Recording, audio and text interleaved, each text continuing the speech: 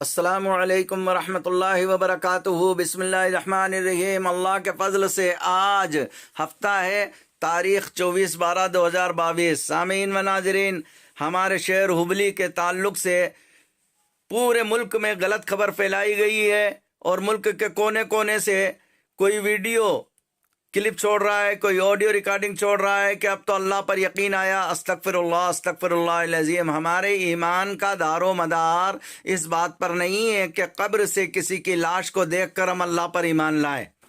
اللہ تبارک و تعالی پر ہمارا ایمان تھا، ہے اور رہے گا۔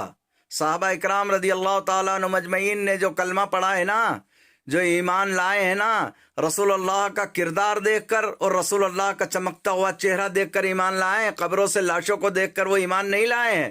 میں شکریہ ادا کرنا چاہوں گا سید تاج الدین قادری صاحب، افضل العلماء حضرت علامہ مولانا محمد علی قاضی صاحب، مولانا نیاز عالم شیخ صاحب اور دیگر علماء اکرام جو وہاں پر موجود تھے، سادات اکرام، مشائخ اکرام، عین وقت پر عالی جناب محترم عبدالحکیم عرف بابا جان انڈس گری صاحب اور دوسرے ذمہ داران شہر ہبلی کے، انہوں نے سید تاج الدین صاحب کو طلب کیا، فوراً حاضر ہو گئے۔ فوراً کام صرف خانقاہ میں بیٹھ کر پیری مریدی کرنے والے نہیں ہیں۔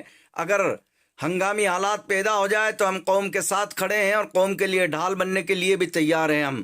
سامعین، اس وقت میں ذکر کرنا چاہوں گا علی جناب محترم الحاج سید محمد تنویر ہاشمی صاحب قبلہ، صدر جماعت اہل سنت کرناٹکا کا، کہ جو دیر رات تک رابطے میں رہے سید تاج الدین قادری صاحب سے، افضل العلماء حضرت علامہ مولانا محمد علی صاحب سے اور دیگر علماء اکرام سے اور مفتیان اکرام سے، کہ شریعت کی روشنی میں کیسے اس کا حل نکالا جائے۔ الحمدللہ حالات بگڑے نہیں، حالات بگڑنے نہیں دیے، اور اللہ نے ان کے ذریعے، شہر کے ذمہ داران جو ہے ان کے ذریعے، سید تاج الدین قادری صاحب کے ذریعے، دوسرے علماء اکرام اور سادات اکرام کے ذریعے اس مسئلے کو حل کیا۔